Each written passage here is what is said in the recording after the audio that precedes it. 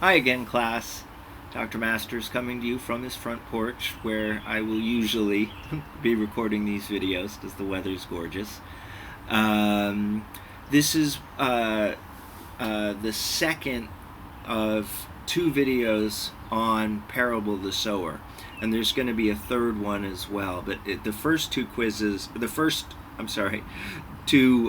films on Parable the Sower there's going to be a quiz on the two of them. Remember that the bonus question for that quiz is going to be the name of my older cat who inserted herself into my video when I recorded it last. So if you haven't watched the first video, make sure you watch that. And if you watched it but forgot my cat's name, shame on you. How could you not remember my cat's names? We got the Bobbin brothers on the one hand, and we have, what's her name, on the other. Okay, so today what I want to talk about is, I talked about narrative structure in the last one, and that's a sort of map and timeline you can create from a text. And remember, you had those 4 registers of time that I talked quite a lot about, so I won't go back over those here. And today I want to talk about a narrative's themes. What do I mean by a theme?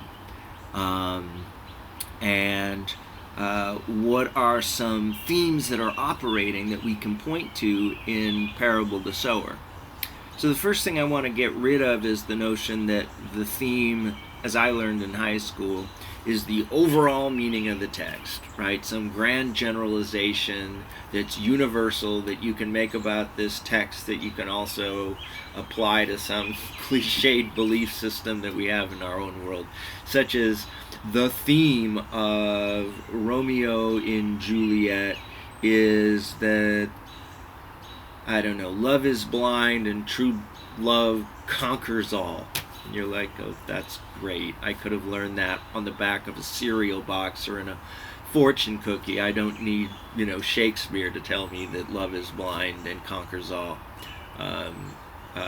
If that's what I happen to believe, I'm not cynical about love, even if I kind of am every now and then.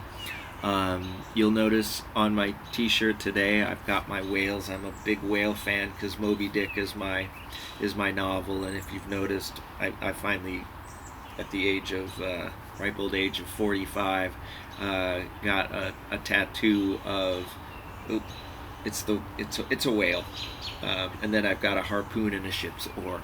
I've got a nautical theme going. That might be a question on one of your quizzes, a bonus question, so who knows. So what are some themes that we can point to in Parable the Sower that are not some grand gesture at a larger universal truth? And my definition of a theme is something concrete that you can point to in the text that the reader thinks has significance, that it's important, that it's interesting.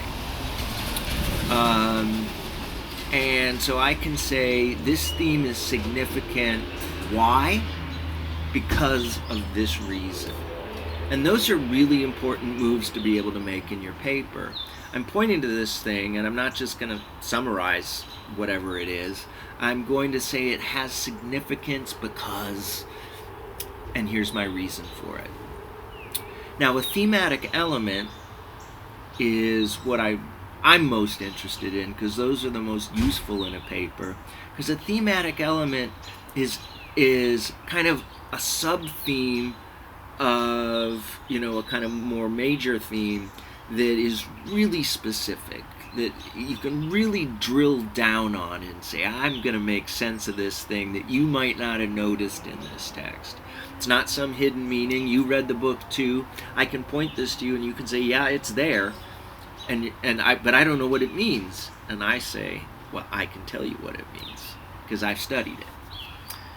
Your mountain of notes are all about recognizing a theme that's operating in a specific passage or in a specific scene in a text, and then getting more and more specific about a specific word, image, that sort of thing that you guys have now been doing in your assignments. So I want to just talk about three themes of many themes you could talk about in Parable of the Sower here right now. And obviously I thought from that opening dream sequence that Lauren has that fire is a really important element in this text. That I think fire is a significant wider theme. And why do I think that? Well, obviously it's class in the apocalypse because it's the summer and you got to have something fun to focus on. And fire represents a kind of apocalyptic destruction. And why that's significant is because we are situated in a world that's falling apart, that's literally burning down, and we know it's destructive because we could link it to, and this would be a kind of new sub-theme working towards a thematic element. It's destructive because truck going by, one disadvantage of being on my porch, but there goes the truck, is that we can point to the pyros, and in particular this kind of ecstatic ritual that they attach to fires. And for them it's particularly destructive because it represents, and here's my sub-theme, fire is a sign of nihilism, of believing that nothing matters. Their life has no meaning.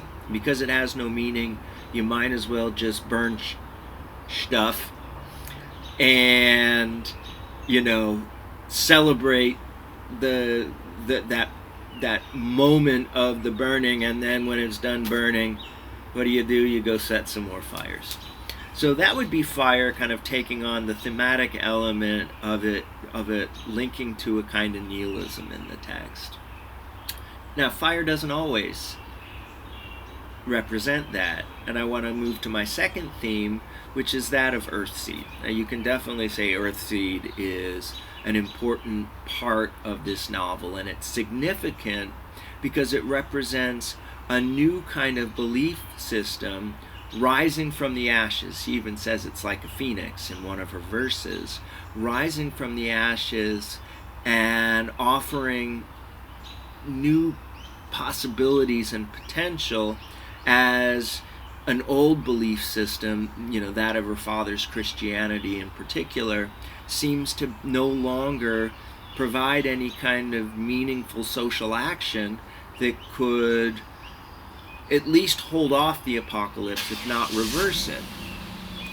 So within that theme of Earthseed, maybe I link it to fire, just because that's another part of this imaginary paper I'm sort of writing. If fire is one theme and fire is a kind of nihilistic destruction, we have in Earthseed fire emerging as a force of change, as the hand of change, and it represents kind of rebirth, rejuvenation, and a kind of rising from the ashes.